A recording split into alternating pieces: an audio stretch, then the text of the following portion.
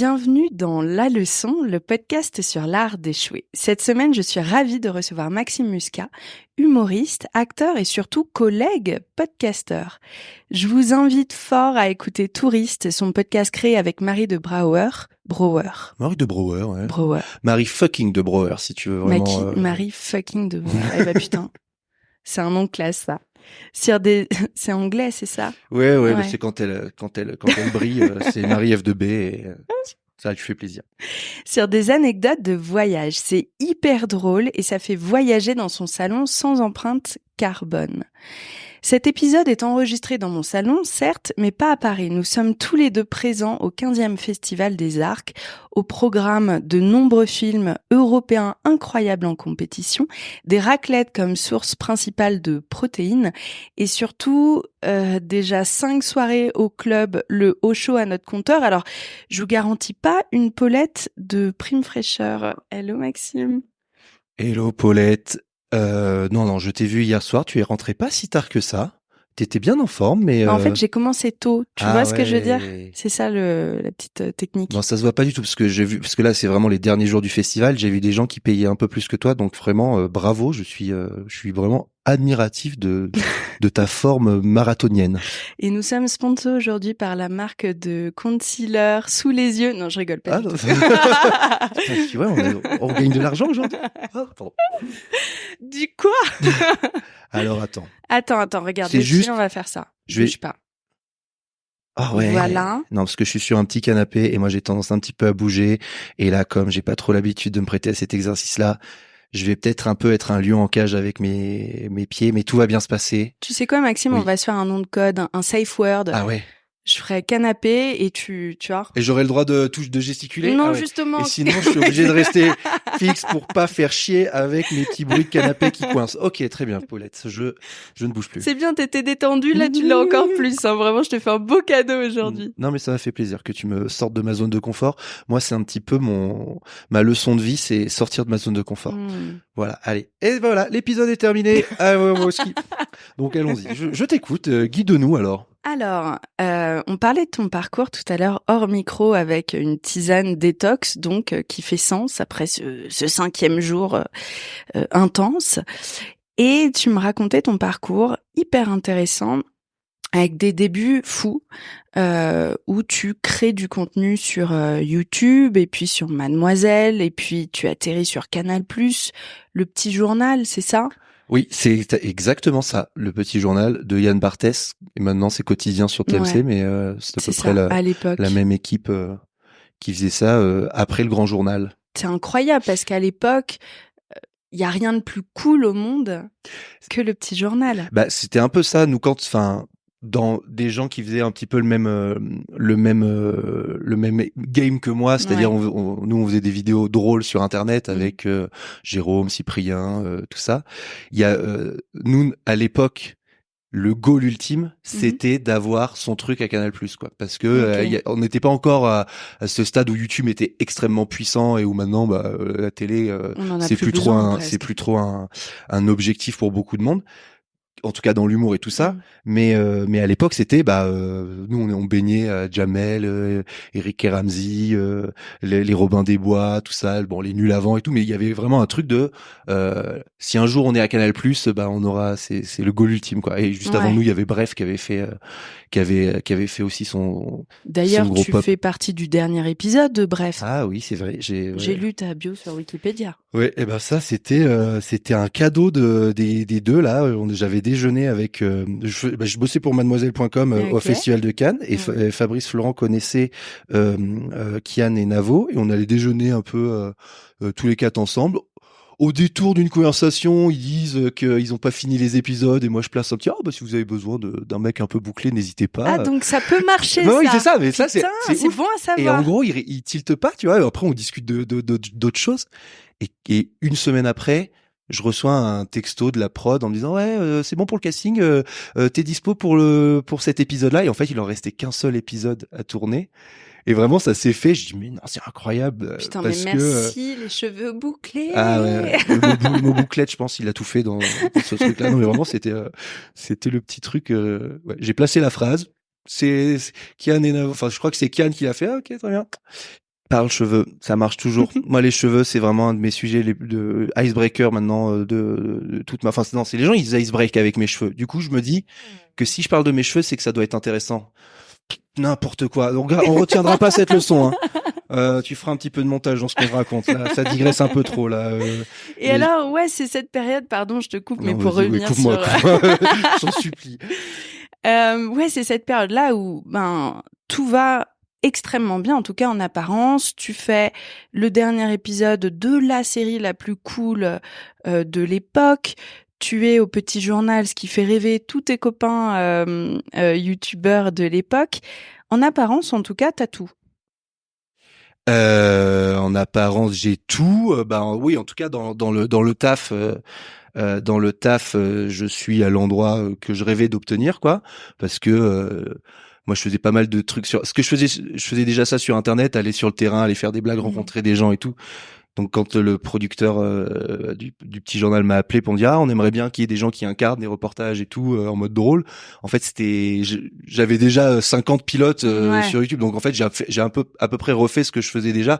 Donc j'étais à l'aise dans l'exercice et j'avais les moyens de prod de la télé. Donc je faisais je faisais des trucs de ouf, je rencontrais plein de gens, je voyageais tout le temps, j'avais dès que j'avais besoin d'accessoires fous, enfin on me les trouvait et tout, donc c'était assez fou pour créer, mais le rythme a été hyper intense et du jour au lendemain, ouais, ma vie elle a un peu changé. En tout cas, cette année-là, ça a été une année où j'ai full focus sur ce truc en me disant bon voilà, c'est la chance de ma vie, je suis obligé d'y aller à fond, mais du coup, j'ai mis de côté plein de trucs et je devais gérer des nouvelles choses dans ma vie sans avoir le temps de processer tout. Et au final, ça a été une année folle où j'ai vécu plein de trucs et qui fait que maintenant j'ai peut-être de la chance d'être connu pour plein de personnes, quoi.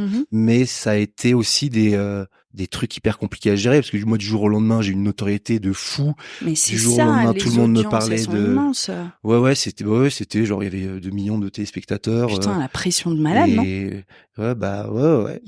Mais c'était excitant parce qu'à l'époque moi j'étais en mode allons-y, enfin j'avais une full confiance en moi parce qu'en fait j'arrêtais pas de faire des sujets qui marchaient plutôt bien et donc à chaque fois que je réussissais, j'étais en mode je vais y arriver, quoi. Dès que je partais en tournage, ce qui était vraiment le plus compliqué, c'était le matin quand j'étais sur la feuille blanche à devoir tous les matins je devais repartir à zéro, quoi, parce qu'il fallait traiter de l'actualité. Il y avait des journalistes qui traitaient aussi de l'actualité, donc si je voulais faire le même sujet qu'eux, il fallait que je vois si ça était raccord avec l'édito de l'émission. Donc il y avait 1000 contraintes qui faisaient que je sais pas comment va se finir ma journée. Est-ce que je vais réussir à être bon? Est-ce que quand je pars en tournage je vais réussir à avoir les images que je veux, discuter avec les bonnes personnes, pas être bloqué par des gens qui veulent pas que je filme, une charge mentale, Paulette. Ouais, putain, on dirait une mère célibataire de 4 enfants, tu vois, voilà.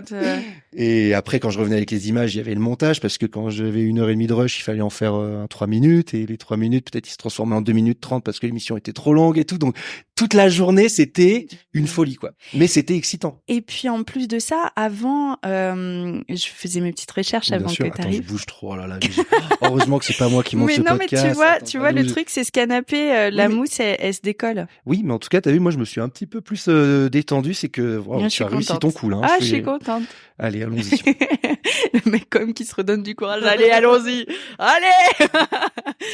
Avant ça, toi, dans ton rôle de podcasteur, de youtubeur, tu faisais combien de vidéos par mois? Parce que le rythme devient 10 000 fois plus intense avec la télé, non? Ah oui, en fait.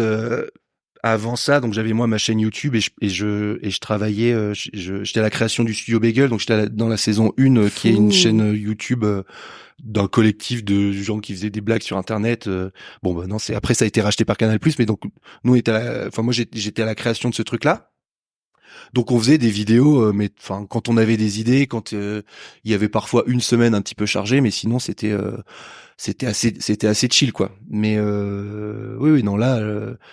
J'avais déjà eu l'expérience télé avec Cyprien en 2011-12. On a eu une quotidienne On a eu une quotidienne à deux, mais on était au bureau toute la journée, on écrivait des trucs et après on faisait 5 minutes où on faisait des sketchs on parodiait un petit peu de l'actu insolite. Donc mais ce truc la pression, elle était divisée par deux aussi. Ah ouais, non mais voilà, c'est ça. Et puis déjà bosser avec Cyprien, c'est genre tu peux tellement te reposer sur sa créativité incroyable. Genre il a une idée à la seconde et puis c'était un peu lui c'était lui le maître du format parce que c'est lui qui présentait. Moi j'arrivais pour les sketchs et j'étais un petit peu le sidekick du truc quoi. Donc là, c'était pas du tout la même expérience, mais ouais, l'expérience quotidienne télé, elle est assez compliquée. C'est pour ça que ouais, moi le truc qui m'a, au final, quand j'y repense, j'aurais trop aimé avoir un peu plus de quelqu'un avec moi. Je ressentais que j'avais trop de trucs sur mes épaules.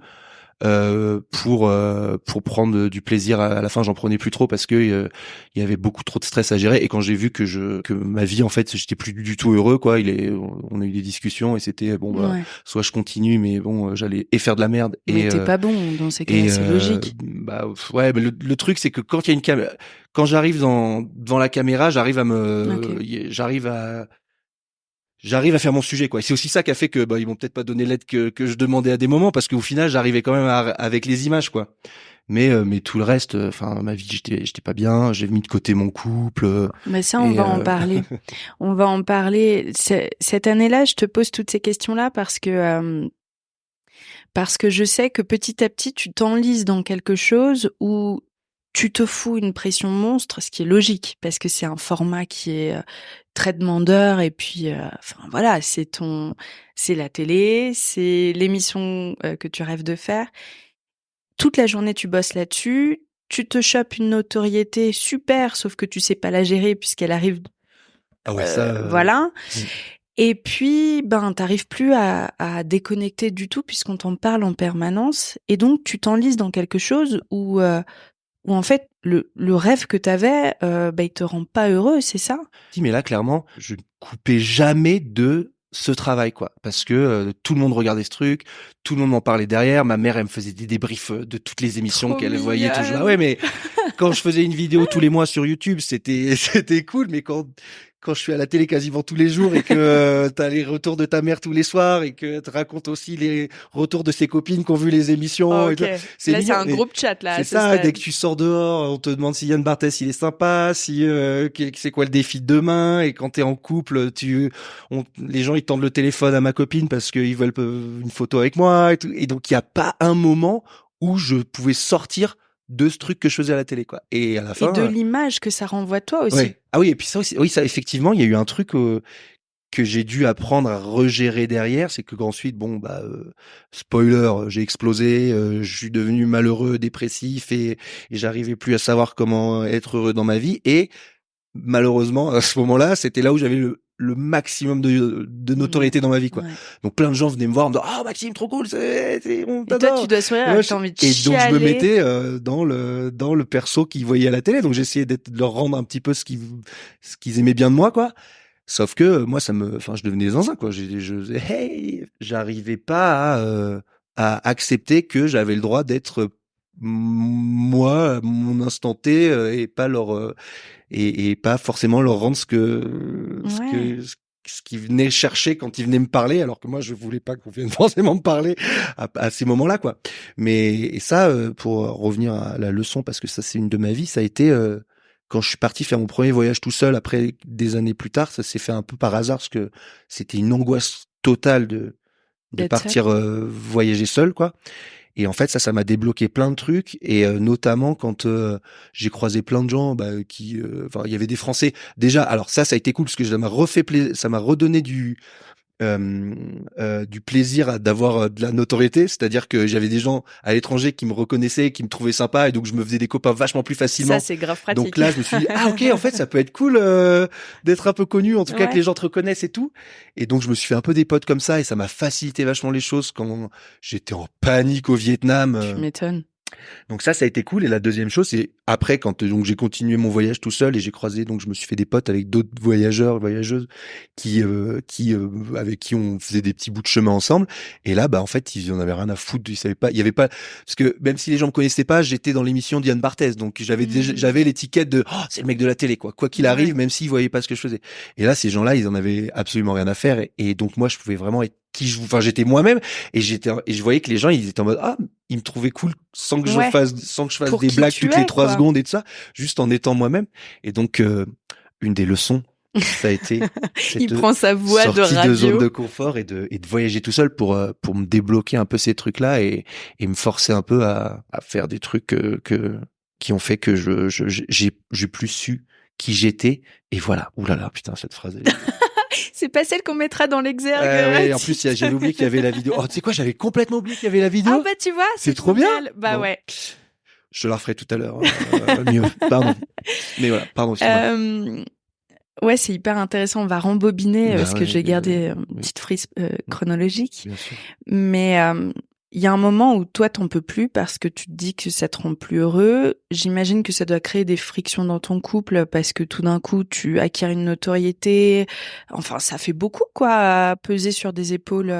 Ben ouais. Alors ça, ouais, le couple aussi, ça a été un gros souci parce que ça s'est pas super bien passé par rapport à plein de choses. Moi, la personne avec qui j'étais à l'époque, on s'était rencontrés juste au tout début de mes projets pro en vidéo, c'est-à-dire que mes vidéos sur Dailymotion à l'époque, je venais de démarrer ça et c'était quand j'ai annoncé à tous mes potes que j'allais faire cette émission-là, tout le monde m'a dit oh trop génial, j'étais trop content pour moi, c'était un truc de fou et le moment où je l'ai annoncé à la personne avec qui j'étais à ce moment-là, j'avais préparé le truc et je pensais qu'elle allait être trop contente et tout et je vois qu'elle est un peu triste et elle me renvoie pas les compliments ou en tout cas la fête que j'attendais quoi, tout en étant honnête et en me disant qu'elle pensait que ça allait nous éloigner quoi. Donc et ça a été carrément le truc quoi, mais moi sur le moment j'étais un peu en mode waouh, c'est trop bizarre. Ça c'est l'intuition féminine. Bah oui, bien joué. Mais moi et dans ma tête j'étais dans un truc de je suis obligé de faire ce truc là, c'est la chance de ma vie et on rattrapera le temps qu'on aura perdu un peu plus tard. Et ça, c'est très masculin. Ne faites pas ça. Tous mes ex étaient en mode, non mais t'inquiète, vraiment j'étais là, j'en peux plus, on fait pas de trucs cool en ce moment, machin, t'inquiète parce que dans un mois, machin. Et dans ma tête, j'étais là, mais je vais pas tenir. Ah oui, ouais. Jusqu'à ce que, tu vois, c'est maintenant, en fait. Le pire, c'est qu'elle a tenu, mais après, j'étais dépressif, quoi. Donc, ouais. mais oui, non, mais évidemment. Moi, elle m'avait dit, moi, j'ai pas signé. Enfin, quand j'ai commencé à être hyper reconnu partout et voilà, que j'avais une grosse vie publique, elle m'a dit, mais moi, j'avais pas signé pour ça au départ et tout. Donc, ça a été un des trucs qui a fait que ça a été compliqué à gérer ensuite, malgré l'amour qu'on avait l'un pour l'autre, quoi. Et donc cette année-là, eh bien, en fait, tu tombes dans quelque chose qui s'apparente à un burn-out. Je sais pas si j'ai été diagnostiqué de. Non, c'est mais moi, Psychologie Magazine. Non, mais oui, en tout cas, moi, enfin, à la fin, je veux plus qu'une caméra. Je veux plus être drôle devant une caméra. Je veux plus. J'arrive plus à être la personne que j'étais avant et je comprends pas pourquoi je suis dans cet état-là et je comprends pas ce qui m'arrive surtout parce que je comprenais, enfin, j'étais jamais allé voir de psy, je comprenais pas trop mon cerveau et je faisais les trucs un peu de façon instinctive sans comprendre et j'écoutais pas trop plein de sujets de développement personnel. Et donc, je comprends pas du tout ce qui m'arrive, donc j'arrête. Surtout que t'as l'air d'avoir tout, en fait, en apparence, quoi. C'est-à-dire? Bah, je sais pas, moi, quand je vois quelqu'un qui a autant de succès, que tout roule, un couple, tu vois, tu regardes ça de l'extérieur et tu te dis oh ça fait rêver, mais en fait la personne elle peut être dans un état mental misérable.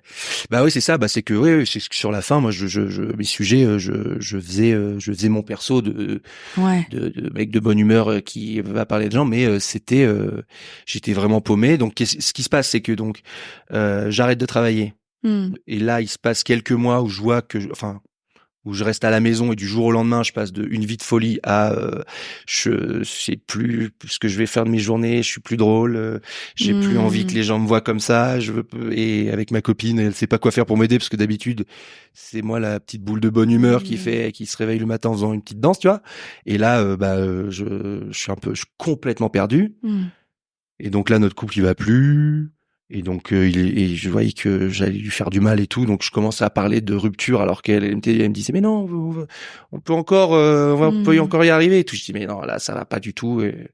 Et donc il y a cette séparation qui empire les choses, qui arrive, mais c'est dur de parler de tout ça parce que c'était il y a 10 ans là, hein, ça c'est long tout ça.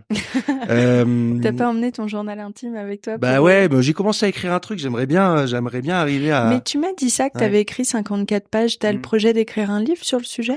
Je sais pas si c'est un livre, en tout cas. En fait, ce qui s'est passé, c'est que putain, bien joué ta transition. Ce qui s'est passé, c'est que j'ai fait une vidéo sur le fait que j'ai arrêté l'alcool pendant un an et qu'à la fin de cette année, j'ai décidé de pas reprendre parce que je me sentais 10 fois mieux. Tout ça. Donc cette vidéo-là, c'est la première fois que je parlais vraiment, c'est la deuxième fois que je parlais un peu de sujets deep de moi et tout ça. Et cette vidéo, elle aide beaucoup de gens maintenant. Et j'étais invité à un festival sur la santé mentale dans ce cadre-là pour, ça s'appelle Facette Festival, c'est un festival pour la santé mentale pour les jeunes. Génial. Et donc c'était la première édition et j'étais allé projeter cette vidéo-là, discuter un peu avec les gens qui étaient dans la salle. Et après, on m'a demandé, j'ai eu une sorte d'interview devant plein de gens, une sorte de questions-réponses avec quelqu'un qui me posait des questions sur le canapé. Et il m'a dit mais au lieu de parler juste de l'alcool, parle de santé mentale. Et là j'ai fait un tunnel pendant 1 heure où je racontais ma vie, un peu en résumant ce que je te raconte quoi. Et avec mes hauts, mes bas et tout ce que j'ai fait pour m'en sortir quoi. Et j'avais vachement de recul c'est important, sur ça parce que je suis maintenant enfin bien dans les baskets et trop à l'aise pour pouvoir reparler de ces trucs là, même si bon là quand tu me parles de mon ex c'est un peu plus compliqué parce que c'est pas je suis désolée, c'est encore un peu des trucs d'erreur fatale comme on disait, mais qui maintenant te touche, qui était une personne très importante dans ma vie quoi. Et qui n'est plus dans ma vie, donc comment on revient au sujet?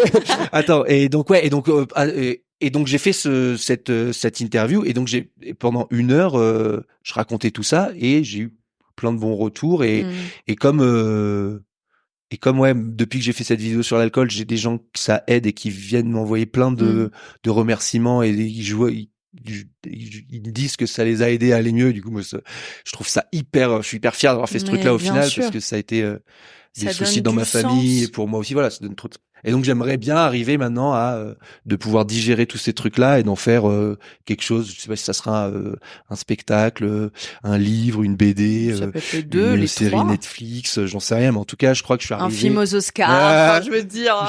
J'ai vu Ruben là, de Palme d'Or hier. Je lui en ai touché 2 mots. Alors ça, c'est un sujet sensible des arcs, Ruben Östlund. Oh pourquoi? Mais tu sais, parce que moi, j'ai pas capté que c'était lui. Trop drôle. Mais c'est trop bien. Non, je suis dégoûtée. Parce que T'aurais dû lui dire. J'adorais le film. T'aurais dû lui dire, hey, t'auras pas un petit rôle de boulangère De ouf, tu vois, dans ton prochain Sans filtre 2, qui ne se passera pas sur une croisière, mais je sais pas, dans un centre touristique, pourquoi pas, aux Arcs 1950. C'est pas fini, il te reste une journée. Hein. Maintenant, la pression. Mais alors il y a ce projet là de parler de santé mentale et de te dire tous ces hauts et ces bas de ta vie, au moins pouvoir t'en servir pour aider les autres et leur trouver du sens. Alors on va bon, cette période-là elle est très compliquée pour toi. Ouais. Elle est très dure et puis elle est violente parce que t'es passé par un très haut et tout d'un coup tu te retrouves très bas. Et tu cherches à t'en sortir. Et ce que je trouve chouette, c'est que tu vas commencer à avoir un thérapeute. Une thérapeute. Ça, je trouve ça chouette d'en parler parce que je trouve qu'il y a encore trop de mecs pour qui c'est un tabou, quoi. Ouais, je suis d'accord et c'est exactement le sujet dont je te parlais moi j'aimerais bien arriver à dans mon discours que ça puisse inciter des gens à taffer sur leur cerveau pour gérer leur dose et se sentir mieux parce qu'ils auront réglé leur dose quoi. Et qu'il n'y a pas de honte à ça parce que... Non, mais j'ai l'impression quand même que... Alors, moi, parce que en fait, j'ai fait une vidéo sur le fait que je suis allé voir une psy en 2014 et à l'époque, c'était... on n'en parlait pas. Hein. C'était les fous qui allaient chez les psys, quoi. Et donc, à ce moment-là... vraiment moi j'ai vraiment flippé d'en parler alors que là maintenant j'ai l'impression que c'est quand même devenu un petit peu plus courant d'aller voir quelqu'un, mais là où et c'est aussi devenu courant de que tout le monde va mal et prend des trucs pour aller mieux, et ça ça me fait un peu flipper. Bon, c'est bien que ce soit moins tabou, mais putain, on va mal. Hein. On va mal. Enfin bon, moi, je vais bien mieux parce que ça y est, j'ai géré mes doses, donc gérez vos doses, et peut-être vous irez mieux après. Vas-y, donne-moi 2-3 tips. Allez, non, faut faire plein de thérapies. Mais ouais, mais ça me coûte une fortune. C'est ça le bordel. Et puis tu sais, hier soir, on en parlait, mais il faut parler. C'est ça. Parler, ça, une des leçons. Pas mon souci, hein. J'ai un podcast, mec. Ouais. J'adore mais du coup, parler, ça te fait pas aller mieux? Mais alors ça, j'ai remarqué que, alors, je me trompe peut-être et c'est peut-être des préjugés, mais en tout cas, c'est de mon expérience personnelle. Ouais. Les femmes parlent beaucoup lorsqu'elles se retrouvent et de sujets profonds, et les hommes beaucoup moins. Et donc pour vous, le premier truc qui est dingue en thérapie, c'est de pouvoir exprimer ce que vous avez à l'intérieur, ce que vous faites pas, quoi. Moi, j'ai pas besoin de parler parce que j'ai ma meilleure copine Caroline, j'ai ma mère, moi je parle de ouf et j'ai pas de souci là-dessus. En revanche, comprendre les choses, analyser et me pardonner à ceux qui m'ont blessée, voilà. Ça, c'est un truc, j'avais besoin de techniques, de ressources, de plus de compréhension, tu vois. J'ai l'impression que c'est une nuance homme-femme dans mon entourage. Moi, j'avais pas besoin de parler, j'avais besoin de comprendre. Voilà. Eh ben moi, j'avais besoin d'arriver à parler pour après qu'on m'explique et que je comprenne un petit peu qui j'étais, et même tout simplement comment les êtres humains étaient, parce que je comprenais rien à la vie avant. Je savais pas, tu sais, quand on m'explique que tout commence à l'enfance et tout ça et tout, j'avais aucune notion de ces trucs-là. Et quand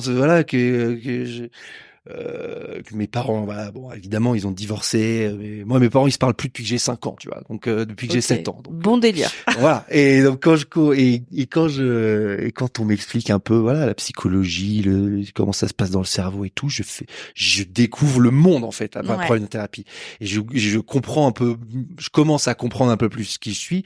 Je comprends que j'ai un cerveau, je comprends que j'ai des émotions, des trucs comme ça, que là, dans ma tête, ça se passe pas comme ça dans la tête des autres, et que pour moi, les trucs qui me semblent évidents, bah, c'est évident parce que c'est dans ma tête, mais je comprends plein de compréhension, de problèmes de communication que j'ai eu dans ma vie, les trucs enfin, je comprends quasiment tout, quoi. Je fais, waouh! Enfin, le bang! Et là, et donc, et donc, en gros, là, en fait, ça a été, bon, alors le truc, c'est que, moi, le côté faire une thérapie, ça faisait apparemment, j'en avais fait une quand j'étais tout petit, quand mes parents divorcé.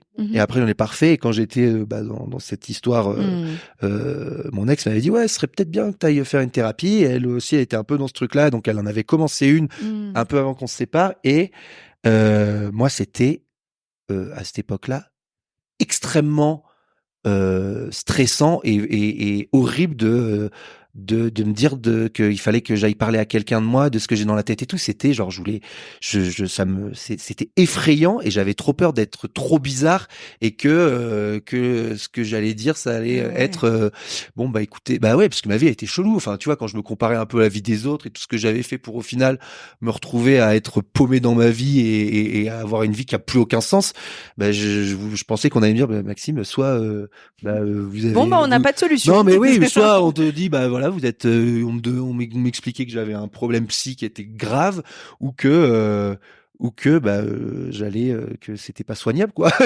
Et et donc moi, j'avais très très peur, et alors moi, j'avais peur de m'ouvrir parce que j'avais taffé tellement longtemps à bien enfouir que tout d'un coup, ouvrir cette boîte-là, tu vois, c'était terrifiant, quoi. Première séance, je crois que j'ai pleuré, mais qu'au bout de la 10e séance. Ah, elle 10e séance? Bien, tu vois, et je me rappelle de ma psy qui était en mode, mais pleure! Ah ouais, vas-y, envoie. Ouais. Et ça te faisait du bien, ça t'a fait du bien la première fois où ça a lâché? T'as fait, ou... après, grave, tu sortes un peu la tête qui tourne et tout, non? Pas Non, mais toi? oui, bah, moi, en fait, quand l'alarme, en fait, à chaque fois que ce soit, ça m'est réarrivé quand là j'ai écrit ce dont je t'ai parlé, Mmh. mais quand j'arrive à verbaliser le truc que tu cherches depuis un moment et que ça sort et que t'as l'alarme qui arrive, c'est que ça a marché quoi. Et Ouais, donc c'est vrai. ça faisait du bien quoi. Mmh. Mais donc ouais, donc et donc moi l'étape psy en fait, bon c'est rigolo, mais je sais pas si c'est un conseil, je sais pas si c'est une leçon à donner, mais moi j'ai osé y aller parce que c'était la même que mon ex en fait.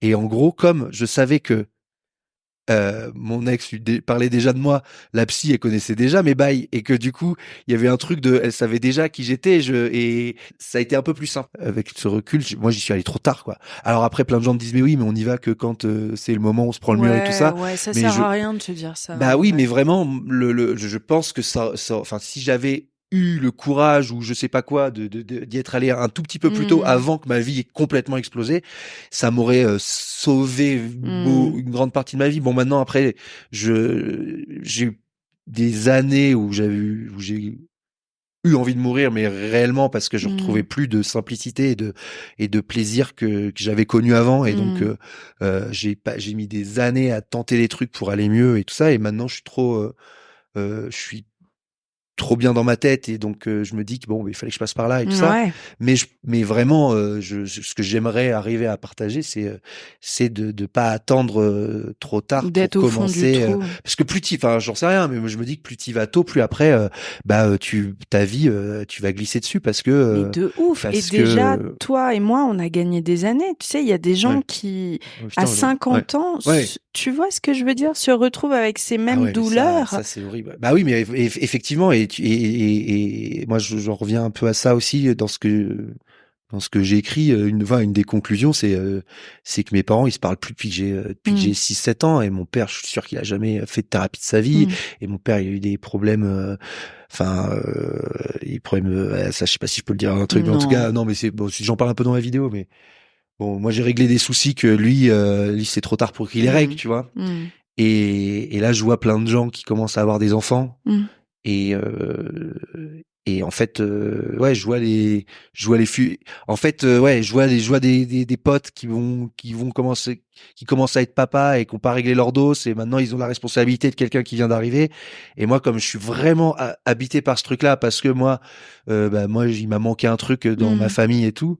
C'est important de gérer pour moi que les gens ils gèrent leur dos, tu vois. De ouf. Bah, tu sais, je pense qu'on est une génération, comme tu dis, est-ce qu'on va plus mal qu'avant? Bon, je pense que la vie, elle est particulièrement chelou Mm. dans notre époque, mais avant, on allait très mal, juste on le disait pas. Maintenant, au moins, on ouvre ce dialogue-là. Ouais. Mais par contre, une chose est certaine, on paie tous des honoraires de psy pour nos parents qui n'y sont pas allés. On est Ah oui, d'accord? mais évidemment. Et ah putain, mais je suis oui Tu vois, et genre, moi, typiquement, je sais que c'est du côté de mon papa que ça m'a fucked up. hmm, Je crois que le seul regret dans ma vie, c'est de pas avoir été voir un psy début du collège, parce que moi, j'ai une scolarité où j'avais des potes une année sur deux. hmm. Parce que j'étais une enfant qui était vraiment pas bien dans sa peau et qui ne comprenait pas les codes des autres. Donc j'essayais en permanence d'être ok, j'essayais de comprendre les codes j'étais toujours dans, tu vois, cette panique mentale. Et j'aurais été voir un psy qui m'aurait juste apaisé sur le sujet. À mon avis, j'aurais eu des potes. Maintenant, j'en ai plein parce que Hmm. je me sens mieux, tu vois, la preuve, quoi. Mais la réalité, c'est que, chaque chemin, malheureusement, est comme ça et je pense que ça sert à rien, en réalité, de se dire ici, et si, et si. Ouais, Tu vois? ouais, Parce que ouais. c'est pas juste pour toi, parce que t'as pu faire les choses quand t'as pu, point barre, quoi. Ouais. Mais Tu te rajoutes un sac à dos de pierre supplémentaire, en fait. C'est ce que je voulais dire, voilà. hmm. Bah, t'as complètement raison, mais j'arrive pas à me sortir de ce truc-là parce que déjà il y a une personne qui était hyper importante pour moi Mmh. qui maintenant a pris la décision pour nous deux qu'il Mmh. fallait qu'on arrête parce qu'elle a retrouvé quelqu'un et du coup maintenant elle veut plus qu'on ait Mmh. de communication. Et elle avait décidé ça parce que à l'époque moi j'étais encore pas bien et que Mmh. forcément elle a bien fait de faire ça pour démarrer son histoire. Mais moi j'ai quand même un truc de moi j'ai pas envie d'avoir enfin ça me fait chier d'avoir créé le même truc avec la personne que j'ai le plus aimé, qu'elle me parle plus comme moi mes parents ils se parlent plus et je comprends. Enfin, tu vois, ça me dépasse encore. De pas avoir été aussi rapide dans ma guérison et dans mon truc, ça fait que là maintenant, là je l'ai recroisé là il y a pas longtemps par hasard à l'escalade. Avec son mec et ses neveux que je connaissais, il y en a un ils m'aimaient vachement bien et là c'est comme si on était des étrangers, tu vois. Ah, c'est terrible ça. Et ça t'as envie de vomir et tu trembles. C'était une scène de film, je failli repartir.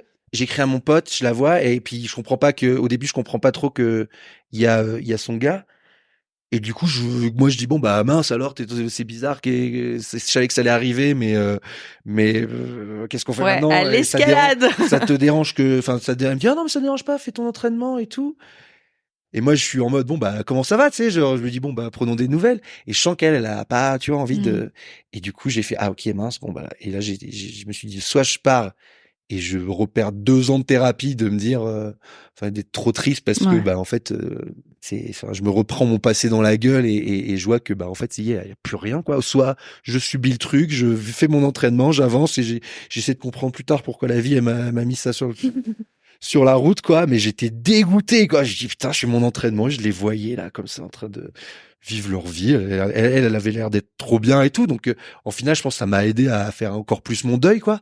Mais c'est vraiment un truc, je pensais pas que ça, c'était, encore aussi fragile, en fait.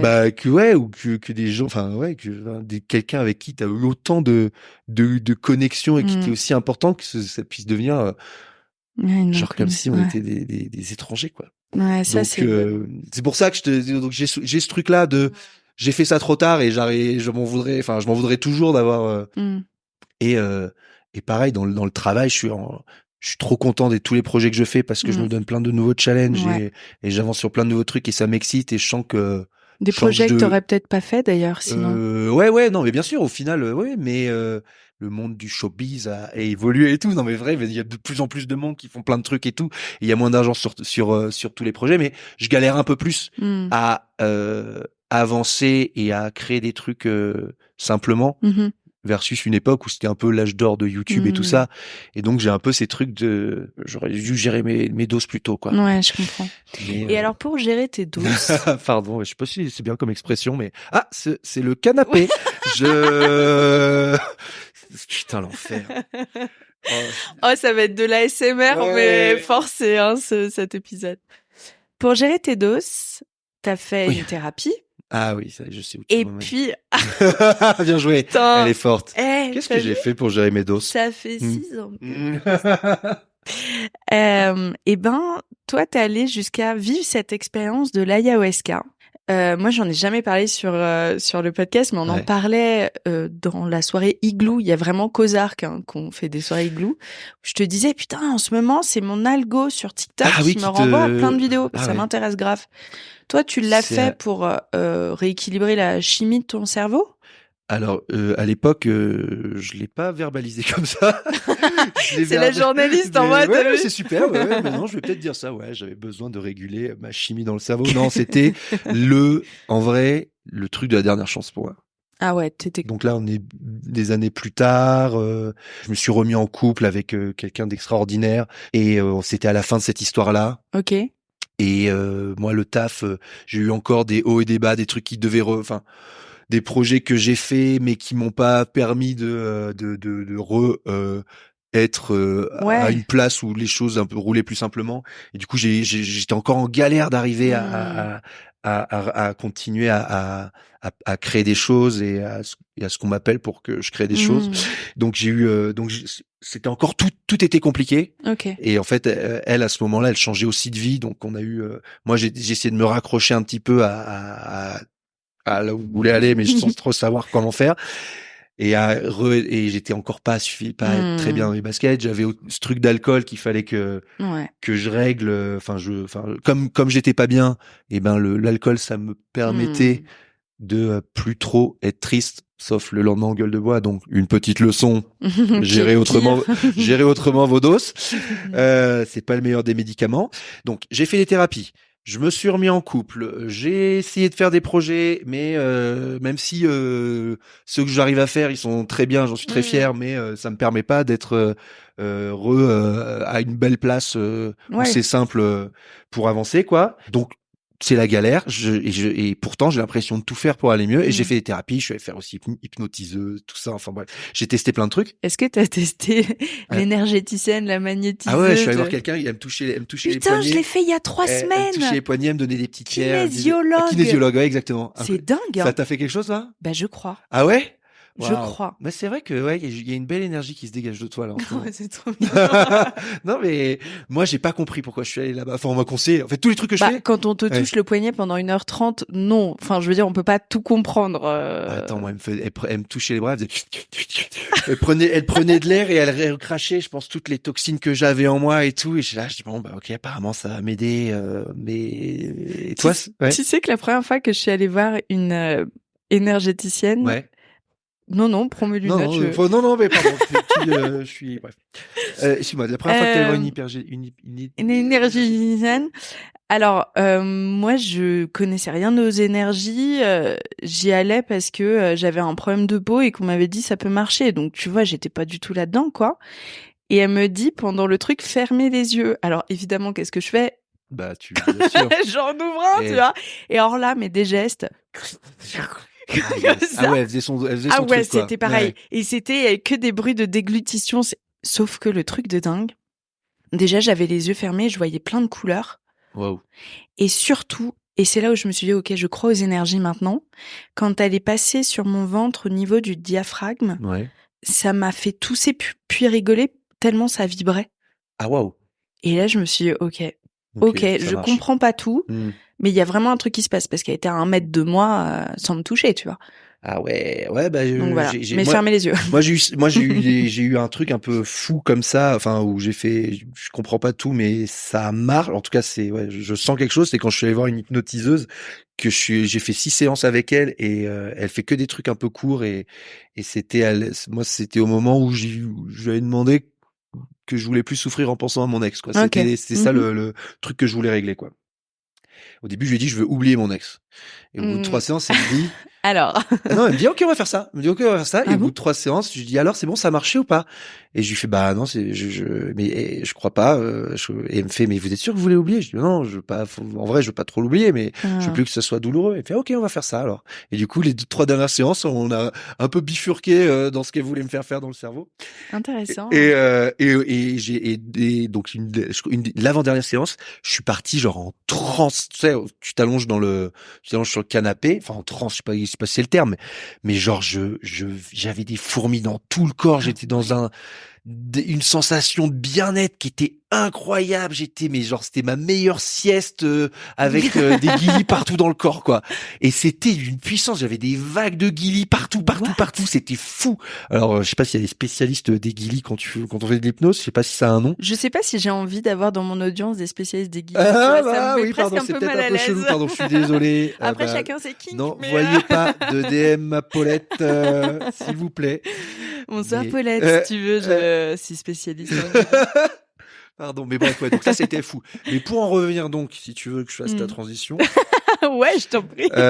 Donc là, c'était le moment où,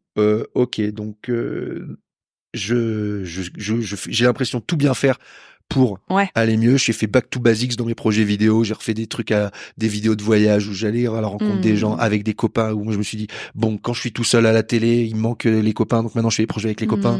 Bon, après j'ai fait des projets avec un copain qui était pas un bon copain. Du coup, à qui j'ai dit adieu. Et aussi, donc bref, pardon, je digresse, mais un soir, je vais à Paris Games Week. Je voulais pas y aller parce que un pote qui devait venir avec moi, il voulait plus venir et moi j'étais en stress de croiser des gens qui me disaient, hey, comment ça va Maxime? Ça fait longtemps qu'on t'a pas vu.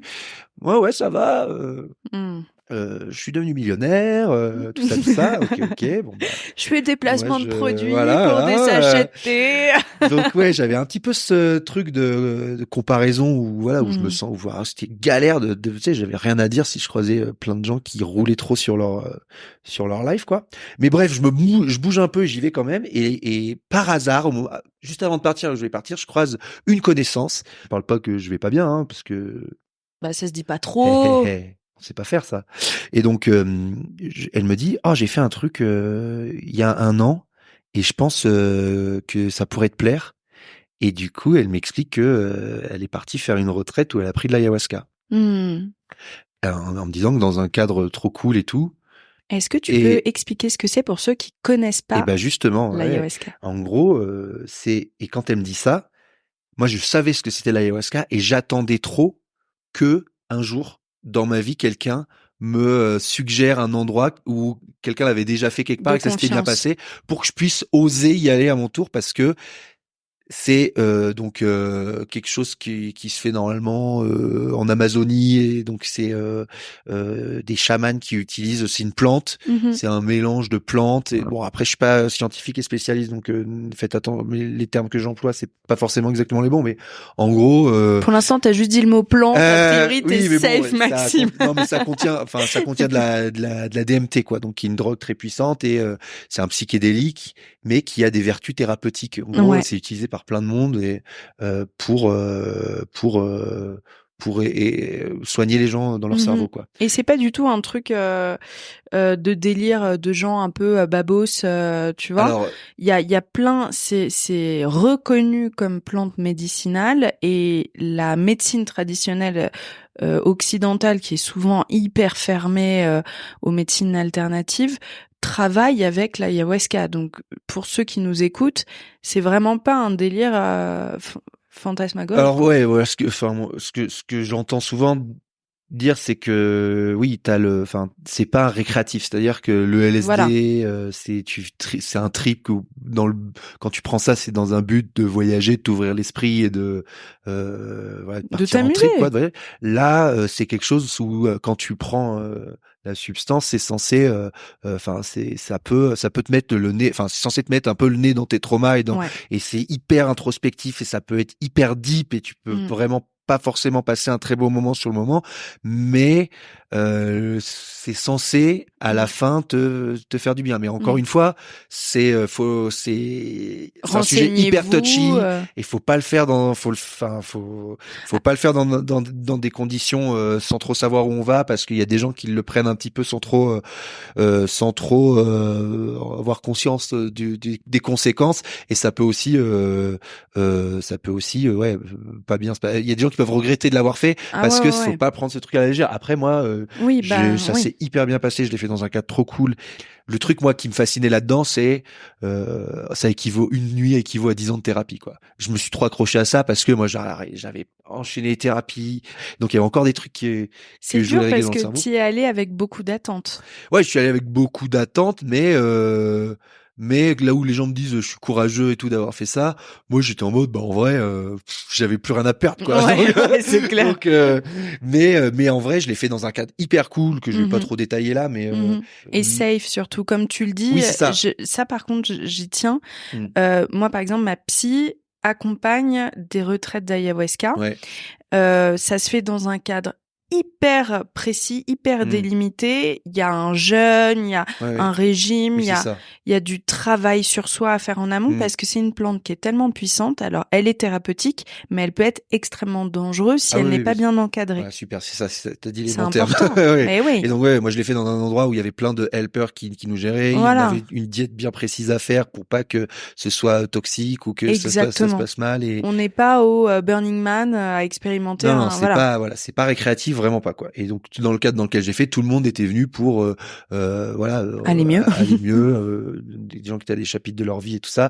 Et donc moi j'avais ces 3 cérémonies là. Et après je faisais une sorte, ça s'appelle une Vision Quest où tu restes 4 jours dans un endroit dans la montagne tout seul, un peu isolé. Bon, t'avais l'endroit principal où toute l'équipe restait, on pouvait venir, on pouvait très vite réaccéder à des gens si on avait besoin d'aide et tout, mais en gros j'ai passé ensuite 4 jours tout seul à processer à ma vie et à processer à ce que je venais de vivre sans manger en plus parce que manger. Oui, c'est ça, on faisait une diète et en gros ça s'appelle 4 jours. 4 jours, ouais.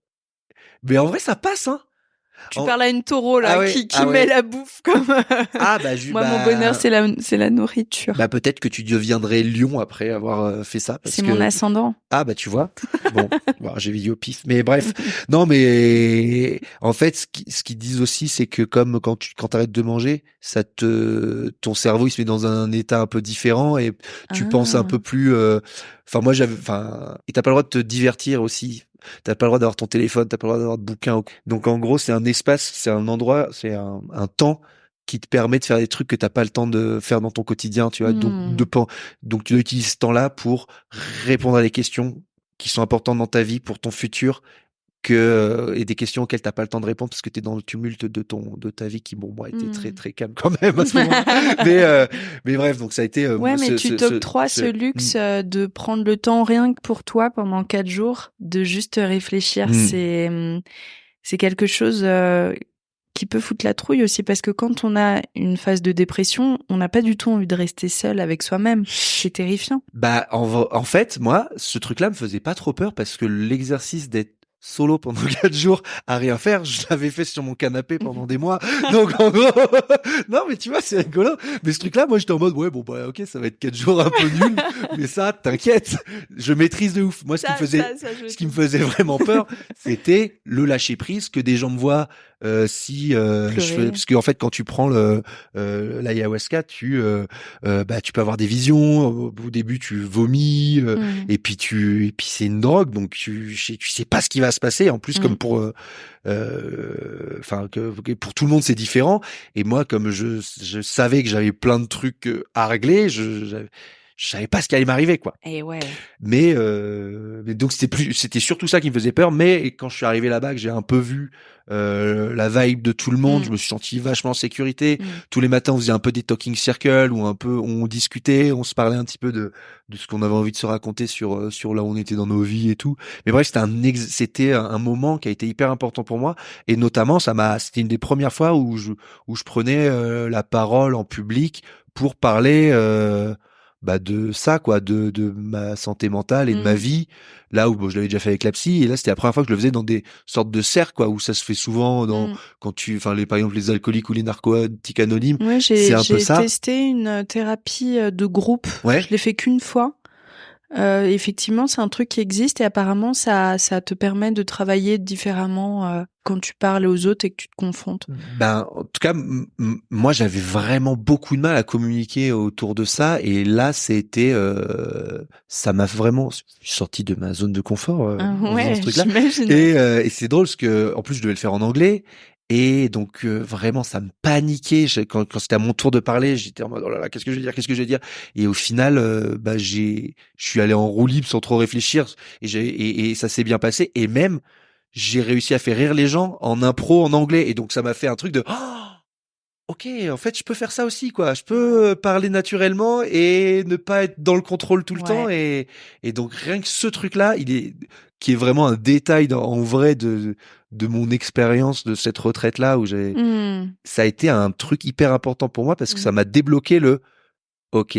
Je peux parler parce que je peux parler en public, je peux faire des blagues, je peux parler de moi, tous des trucs qui étaient un peu compliqués avant pour moi parce et que on peut m'aimer quand même. Et je peux être moi-même et les gens peuvent me trouver cool alors que je suis vraiment moi-même quoi. Et donc ça a été hyper puissant de prendre conscience de trucs. Ah bah ouais, vraiment, c'était le début de ma libération truc là parce que ça a pris des années mais maintenant tout ce que je fais autour de ça là, tu vois, l'exercice que je fais maintenant, il y a des années, j'étais incapable de le faire, là parler avec toi comme ça, mais le podcast aussi m'a aidé à parler parce que j'ai lancé un podcast avec Marie Debreuer et c'était aussi ça s'appelle Touriste. Ça s'appelle Touriste. Je te fais 2 fois de la pub dans cet épisode. C'est gentil, mais c'est pas. Il y en aura pas une troisième. On est là pour. On n'est pas là pour ça. Moi, je veux que les gens aillent voir des psys, surtout les mecs, les gars. Ouais, c'est clair. Okay. Putain, c'est clair. Mais bref. Donc ouais. By the way, c'est extrêmement sexy. Un mec qui travaille sur lui. Enfin, je sais pas si vous voulez un argument supplémentaire de dating, mais quand moi un mec me dit je suis allé voir une psy ou truc comme ça, je suis là. Candidat potentiel. J'ai fait cette blague. En ce moment, je fais des datings. J'anime des soirées de dating sur scène Et il y a un gars qui est monté et je lui ai fait t'en es à combien toi? Parce qu'il parlait, il était un peu stressé, il me parlait de couple et plein de dates. Et je lui fais t'es à combien? T'en es à combien au compteur toi? Et il me fait quoi? De quoi tu parles? De meuf et tout? Je dis non, de jours de thérapie. Et du coup, il était pas du tout allé voir de ouais. psy, mais ce truc avait bien marché effectivement. Bah ouais. Effectivement, Bon, les c'est meufs valideront ce que je dis là. Hein. quoi? Ah, les meufs valideront ce que je dis. Ah ouais. Mais Donc les mecs allaient voir des psys.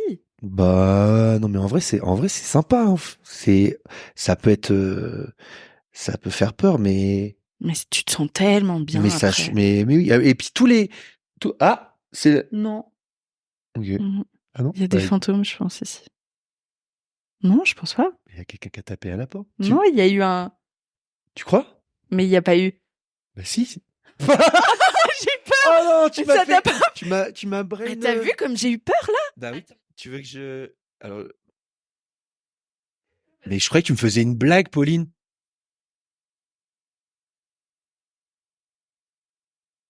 Mais tu sais que je croyais que tu me faisais une blague et que parce que moi j'étais sûr qu'il y avait quelqu'un quoi.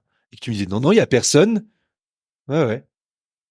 Bah oui, ça peut être quoi du coup un ours qui juste frotte? Ah oui, bien sûr. Quand ça a fait toc toc, j'en étais à ça, je disais que là j'ai de plus en plus de potes qui s'y mettent et vraiment à chaque fois c'est ah ouais non mais j'aurais dû y aller plus tôt. Oh là là mais en fait c'est cool, ça me fait trop du bien et tout donc ouais, c'est hyper positif en fait. Et après il y a peut-être le truc un peu relou de pas trouver la bonne personne tout de suite mais Ah, ça c'est un sujet aussi. mais bon après faites-vous conseiller, allez, prenez les noms de psy qui sont cool. Mais non, mais ouais non ça c'est pas bon elle est à l'Escalade le lundi si vous voulez aller lui demander le contact de sa psy. François Civil aussi, apparemment, il y a l'escalade. Ah ouais? Ouais, vous êtes un peu des gens cool, en fait. Ouais, j'ai démarré, moi, François, il fait les vertes ou il fait les bleus ou les jaunes? Non, mais Maxime, moi, je fais du ping-pong. Ah ouais? Je sais pas. Tu fais du ping-pong? Mais je t'ai pas raconté. Mais non. Mais j'ai commencé en septembre et je m'éclate et c'est trop bien. Mais genre, il y a des clubs de ping-pong où t'y vas toute seule et tu... Bah ouais, toute seule, mais tu sais, maintenant, c'est devenu une habitude, Non, mais... à ce stade. Mais du coup, tu croises des gens et tu dis bonjour, on se connaît pas, tu veux... Mais je suis dans un cours de ping-pong. Ah, mais je savais pas, mais ça va être à la Bisous mode à Jean-Pierre. dans 2 ans, ça. Parce que pour moi, j'en ai pas pas encore entendu parler. Je suis en train de créer l'influence ping-pong. T'as lancé le podcast avant que c'était la mode. Tu vas lancer la mode du ping-pong à Paris. Mais j'aimerais tellement, parce qu'en fait, c'est un sport qui est tellement fun et je sais pas pourquoi, j'ai l'impression que c'est un peu ringard, mais je m'éclate. Genre, je rentre chez moi le soir dans mon lit, mes jambes elles bougent tellement, j'ai envie de recommencer et que j'ai envie d'être à la séance d'après et c'est trop rigolo et c'est smart et... Ah moi oui non mais genre ok moi c'est pas ce genre d'ambiance qui me met dans cet état-là mais du coup tu m'intrigues je veux venir faire le ping-pong. Ah mais tu viens quand tu veux. Eh ben, on ira faire ping-pong, je suis très curieux. Ok. De voir où il y a du ping-pong à Paris parce que pour moi le ping-pong c'est j'ai un peu des gens en Bretagne, un peu des gens à Nice, et du coup ils ont des tables de ping-pong et c'est dans ces endroits-là que je fais du ping-pong, mais jamais j'aurais pensé faire du ping-pong à Paris. Tu sais pourquoi? Parce que moi j'aime tellement ça que s'il y a une table de ping-pong à une soirée ou un truc comme ça, je vais faire chier tous mes potes en mode et si les gens veulent pas, bah du coup je vais pas me le faire toute seule quoi. Et j'essaie de forcer un peu mes potes, viens le samedi on va faire, il y a une table que j'ai repérée et puis en fait on peut pas. Et un jour je me suis dit ça me saoule d'attendre les autres, j'aime trop ça, je m'en fous, je vais m'inscrire et je suis trop contente. Mais trop fort, trop contente. Ben donc voilà, faites du ping-pong. Ce courage là, bravo. Ouais mais toi t'as fait de l'ayahuasca. Oui, mais bon, toi, le gars, t'en as pas besoin, tu rayonnes là, regarde comment t'es. Moi, si tu veux voir une photo. Ah non mais je suis allé faire un photo. J'étais invité à une avant-première juste avant de partir faire ce trip et il y a de la cerne. Et genre on voit que je suis pas bien quoi, genre attends juste. Je suis désolé, c'est pas très radiophonique. Ah non, c'est rigolo. Je vais vous mimer la photo. Je vais mimer la photo. Ah non, je capte plus. Attends, j'ai mis le truc. Excuse-moi, ça va être très très long, mais bon. Non, mais je vais faire un peu de montage de toute façon, voilà, tu sais. Tu la gardes en souvenir? Bah non, mais en fait, Oh, t'as vu? Oh non, comment ça me fait trop mal, là, ta réaction? Oh là là! T'as trop de peine pour moi! T'as vu la gueule que j'ai? oh la vache! Et Mais on dirait un otage d'Oussama Ben Laden. Bah ouais, je suis trop mal. Et en plus, Oh j'avais non, mon un pauvre. chalazion sur l'œil. Et donc, j'avais une boule là de pu. Mais c'est dingue, t'as perdu 10 ans, genre, tu fais 10 ans de moins, là. Ah ouais? Aujourd'hui, Ça fait plaisir. tu glows, comme Ah on ouais. dit. Ben, là, Oh, mon pauvre. Et en fait, c'est salopard de, je sais plus, c'est Voici Non, ou Public moi, ou je pas. ris beaucoup nerveusement aussi. Ah non, Tu sais, mais là, faut pas le prendre mal. Non, vraiment, ta réaction, elle m'a vraiment fait mal, quoi. Alors, oh là là. disons qu'il sourit, mais vers le bas. Oh là là, je suis pas bien. Et tu la gardes, celle-là, pour te rappeler des... Bah en fait, j'avais oublié, et tu sais, là, j'ai fait une vidéo sur le fait que j'ai arrêté l'alcool, donc pour dire que j'allais mieux et que tout allait bien. Attends. Oh, c'est dur, j'aurais jamais dû te montrer ça, ça me fait trop... Mais en vrai, tu sais quoi? Ça prouve que je vais bien. Si je suis capable de te montrer cette photo... Mais t'es 1000 fois plus BG bah oui. sur la photo, et t'as perdu 10 ans, donc c'est un compliment. Oui, et puis je suis en train surtout, de devenir rouge, désolée.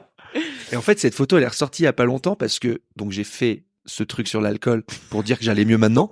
Et t'as Public, ou Voici, ou un truc un peu putaclic là, qui ont repris cette photo en disant les problèmes d'alcool de Maxime Muscat. Et alors, au lieu de montrer Maxime il va mieux et il glow, ils ont pris cette putain de photo en faisant un flashback de il y a 5 ans quand j'allais pas bien. Non. Alors que là, c'était juste, enfin bref, j'ai jamais eu des problèmes d'alcool qui me mettaient, enfin bref. Non, mais par contre, moi, je suis capable de te trouver la même photo de moi à jeun sans problème d'alcool, hein. Vraiment, je suis pas du tout en photocall. Alors non, parce que moi je suis pas aussi connue loin de là que toi. Après, je préfère que Internet n'oublie pas ça plutôt qu'Internet n'oublie pas les propos de Gérard Depardieu. Tu vois ce que je veux dire? Je trouve que c'est plus soft comme. Après, comme oublier que tu vois Gérard, c'est voilà, non, je rigole. Macron sort de. Oh, c'est GG. C'est GG. Quel enfer. Enfin bref. Oh là là, merci pour cette bonne régalade. Excuse-moi, ouais, ça a bien dit. Non, t'excuses pas. Moi, je me sens vachement bien. C'est mon ayahuasca, moi. Eh ben, c'est l'objectif. Si maintenant j'arrive à t'aider à mieux avancer, je vais devenir gourou. C'est ça qui me fait. Je deviens chelou là. Comme Jared Leto. Ah ouais, c'est ça. Il fait quoi, Jared Leto? Alors, il s'habille tout en blanc. Il va sur une île près d'Ibiza. C'est pas une vanne, hein. Ok. Ouais, waouh. Ça commence hyper mal. Ouais. Et étonnamment, son groupe est composé peut-être à 90% de femmes. Okay. Voilà. Ouais. Et il fait des grands gestes comme ça, et il y a eu des reportages sur lui en mode peut-on parler du fait que Jared Leto est vraiment frôle l'idée de la secte, ou on va... Bon, alors je retire tout ce que j'ai dit les 10 dernières minutes. Hein. Ok. Je veux pas que t'ailles mieux grâce à mes paroles. D'accord, tu vas te débrouiller toute seule. Hein. Et je m'en fous de ta dépression aussi. Waouh. Hein, tu te lèves. Non, mais pardon. Oh là là. On va trop loin, on va trop. Putain, c'est filmé. J'avais encore oublié que c'était filmé. Et bref. Pardon. Je suis fatiguée, je rigole trop fort, tu sais. Genre, tu vois ce que je veux dire ou pas? En fait, c'est les meilleurs. En fait, quand on est fatigué, c'est les meilleurs moments parce que c'est là que les trucs, on réfléchit plus et. De ouf, on oublie qu'on est filmé. Ah mais moi vraiment là, depuis tout à l'heure, je te dis, c'est pas très radiophonique. J'avais oublié qu'il y avait la caméra, tu vois. Bah ouais, mais bon, c'est ma vie. Écoutez, c'est des hauts, c'est des bas, et donc après, ça a été, ça c'était l'ancien Maxime. Et bah ça fait vachement de. Quand je suis revenu de ce truc-là, j'avais vraiment l'impression que. J'avais fermé un chapitre, que j'avais compris que et j'avais accepté que j'avais fait le deuil de plein de trucs d'une partie de ma vie et que j'avais le droit et que j'étais plus la personne que j'ai été et que c'était pas grave, que maintenant j'étais celle-ci et que j'avais le droit enfin ce que j'ai vécu, c'est normal que je l'ai vécu parce que je suis pas surhumain et que personne n'aurait n'aurait réussi à faire mieux parce que genre le mur que j'ai pris dans la gueule, il aurait fait mal à tout le monde aussi. Et donc voilà, et qu'ensuite il fallait que j'avance et que j'avais encore plein de choses à vivre nouvelles. En étant la nouvelle personne que je suis. Et j'ai compris des trucs sur moi. J'ai compris mes émotions plus. Enfin, tu sais, tu veux que je te fasse un petit résumé de ce que j'ai vécu pendant les cérémonies ou ce que en fait, moi, ça m'a rendu de la confiance en moi. Ça m'a fait comprendre un peu les émotions que j'avais beaucoup de colère en moi. Maintenant, je la comprends vachement mieux, ma colère. Dès qu'elle arrive, je sais qu'elle est là et je sais qu'il faut que je la laisse passer avant de dire des gros mots. Si un mec, il me roule dessus en vélo, pardon, c'est moi. Et ça, c'est des trucs, tu vois, c'est des trucs un peu magiques qui se sont passés pendant ces trucs-là, quoi. T'as compris un petit peu mieux comment tu marchais, t'as compris un peu mieux la vie, de ce qui pourrait te rendre heureux, ce qui pourrait te rendre malheureux, et ce qui est important, ce qui est moins important, et le regard des autres. Faut que t'arrives à lâcher prise là-dessus et tout. Mais il y avait encore tout un travail que j'avais à faire derrière, notamment parler avec mes parents, parler avec les personnes importantes de ma vie, mais j'avais hâte que ces moments arrivent.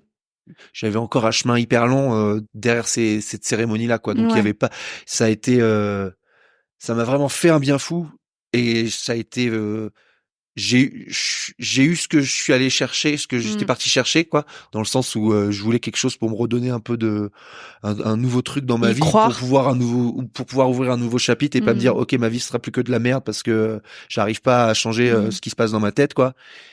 Donc pour ça a été trop cool.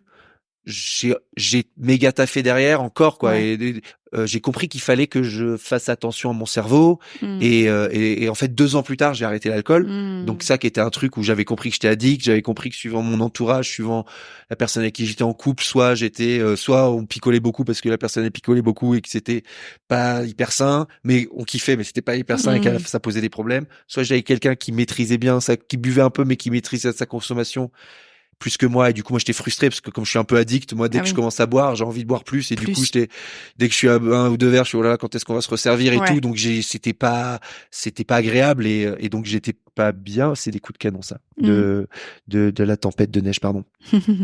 Et ça a été une grosse étape aussi dans ton cheminement. C'est aujourd'hui ça doit te donner une clarté mentale.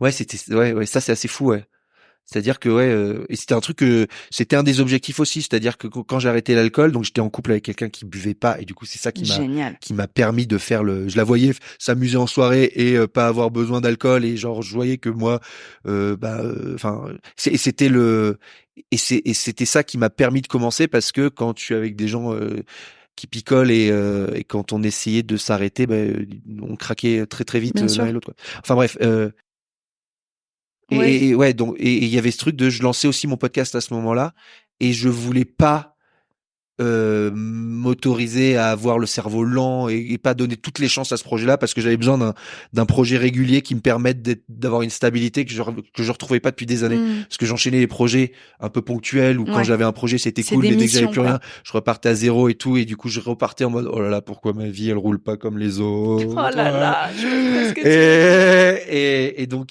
j'avais plus le droit, j'avais plus le droit à l'erreur, quoi. Et donc je savais que si je faisais la teuf le week-end, et que j'avais après à voir le cerveau-lent, le cerveau-lent. Le cerveau lent qui vole au vent. Et donc voilà, je voulais être full focus, pouvoir avoir si je devais avoir des idées, au moins mon cerveau il était prêt pour les avoir. Te donner toutes les chances. Voilà, c'est ça. Et effectivement là, ça va faire bientôt 3 ans. Eh ben, tu peux être très fier de toi. Et c'est une phrase que j'avais déjà entendue, et maintenant j'arrive à la dire. Et plus le temps passe, plus j'en tire des bénéfices de cette sobriété, quoi. Et c'est assez fou, parce que je pensais pas que ça allait être aussi que j'allais me sentir aussi bien de me priver d'un truc que j'adorais, quoi. Et en fait maintenant je me prive plus, parce que j'en ai plus besoin. J'arrive j'arrive à aller tout seul à des endroits, à discuter avec les gens, alors qu'avant ça me mettait à l'aise de boire un petit verre pour pouvoir me sentir à l'aise dans les trucs sociaux, ou dans les teufs qu'on fait là avant, parce que là c'est la 11e année que je vais en festival, j'en ai fait 9 où les gens ils m'ont vu ivre à prendre des shots, et genre et quand je suis revenu la première année où je disais que je buvais plus d'alcool, les gens étaient un peu tristes. Le premier regard de tous les gens qui font la fête, c'est en mode oh mais Maxime, on s'est dit on va plus te voir et tout, mais machin, et au final maintenant je les borde encore, donc alors ça va oui, bien. c'est ce que j'allais dire. Je peux confirmer, je suis témoin oculaire. Moi ce que je vois dans tout ce parcours là, c'est que tu as traversé des vrais moments très durs, mais il y a un fil conducteur, c'est que même dans le plus deep du deep, t'as vraiment du courage. Et je te l'ai dit quand on parlait de l'ayahuasca, et c'est vraiment ce que je ressens, et je le dis pas pour être sympa ou truc comme ça. En fait, t'as pas lâché la rampe, quoi. T'as vraiment cherché à remonter la pente, et à trouver des solutions, et à affronter des démons qui avaient l'air terrifiants. t'as pas toujours réussi, et puis c'est un travail work in progress et c'est normal. Mais en tout cas, t'as réellement affronté à chaque fois la situation, et c'est assez bluffant parce que je me mets à ta place, et il y avait une solution bien pire qui pouvait être de rester dans l'alcool pour t'anesthésier, de juste te plaindre que ça marche moins bien, et tu vois. Et toi, t'as malgré tout eu cette force de vie de te dire je me sens horriblement mal, mais j'ai pas envie de lâcher l'affaire. Chapeau. Je voulais pas être quelqu'un qui soit une mauvaise personne, qui fasse du mal aux gens et que le fait qu'il soit pas bien, ça se répercute sur d'autres et euh, et donc il fallait que je change quoi. Il fallait que je taffe et comme genre, je sais pas si ça a un lien ou quoi, mais moi je suis encore habité par ce truc de que mes parents ils se parlent plus, tu vois. Et et donc et moi j'ai pas un grand lien avec mon père aussi. Et moi je veux pas être mon père. Et donc je voulais faire les trucs qu'il a pas fait pour être plus heureux et avoir une La conclusion de tout ça, toi, la première chose que tu en tires, c'est que tout ce parcours que tu as vécu, tu as envie de le mettre au profit euh, euh, de la sensibilisation au fait d'aller voir un psy, en tout cas de travailler sur sa santé mentale, parce que ça prend plein de formes. On peut aussi lire des ouvrages, écouter des podcasts. En vrai, entrer dans un chemin comme ça prend plein de formes, quoi. Et toi, aujourd'hui, le but de raconter tout ça, et c'est pas évident parce que c'est quand même des moments durs de ta vie, c'est de faire passer ce message, c'est ça? je sais l'importance des mots pour Ouais. aider pour pouvoir aider des gens qui à des moments sont un peu perdus dans certains trucs Ouais, il faut des rôles et modèles et dans tout. et donc moi comme l'alcool c'était vraiment un sujet important de ma vie, je n'avais pas d'autre choix que de tenter de communiquer dessus, même si effectivement là-dessus je crois que j'ai un peu été courageux parce que j'ai flippé en la postant cette vidéo Ouais. parce que je savais pas quelle image ou qu'est-ce que ça allait donner parce que qu'est-ce qu'elle allait être ma vie après Tu te mettais à parce que poil, quoi. pas beaucoup de enfin ouais j'avais pas beaucoup je savais pas comment ça allait se passer derrière, mais bref, c'était trop important pour moi. Et là, maintenant, je me dis que comme j'ai vécu des moments que qui ont été très durs et que j'ai l'impression d'avoir vraiment changé plein de choses dans ma tête pour aller mieux, c'est important que j'arrive à pouvoir en parler, même si je me considère pas du tout comme un expert Mmh. en régler les problèmes des gens, Mmh. mais juste, tu vois, accepter ton invitation. Mmh. Et je l'ai fait parce que je me sens Moi hyper à aussi, j'ai l'aise envie avec de ça. toi et on s'est Ouais. rencontrés il y a 3 jours, mais chaque fois qu'on se voit, De tu ouf. es hyper bienveillante et on se, Non, c'est grâce et à toi, hein. de C'est quoi? parce que t'as été très bienveillant. Ah, mais, bon, Ça en bah, coupera, mais tu te rappelles. non, mais en tout cas, je me sens, enfin, voilà, moi, pour pouvoir me prêter à cet exercice-là, j'ai Ouais. besoin d'avoir confiance, Ouais. et j'ai trop confiance en toi. Mais du coup, euh, si je continue à avoir une vie publique et que je veux pas ne pas omettre Mmh. ces sujets-là Mmh. parce que c'est les trucs qui au final ont le plus de sens pour moi à la fin Mmh. parce que maintenant je croise toutes les semaines des gens qui me disent que mon discours sur l'alcool ça les a Mmh. aidés à changer leur rapport à l'alcool ou alors Mmh. a aidé à être un déclic pour régler leurs problèmes et tout donc maintenant j'essaie de continuer vers ça même si c'était pas prévu dans ma vie Non. de parler aussi longtemps à un micro et je te jure moi je faisais des vidéos je coupais tout au montage et je gardais que le meilleur et tout Ouais. machin et là vas-y je sais pas ce que tu vas faire de ces rushs mais oh là là ça me fait peur. Justement, cette phrase-là, c'est là-dessus que je terminerai. Ce que je trouve génial, c'est que tu remets aussi les compteurs à zéro sur qui t'es. Tu dis 100% qui tu es avec les faces sombres aussi. Et comme ça, ceux qui t'aiment aiment le vrai Maximus K. Et je trouve ça génial aussi, ça, non? Tu vois, pas que un montage cut. Salut à Ben tous! c'est vrai que depuis que je me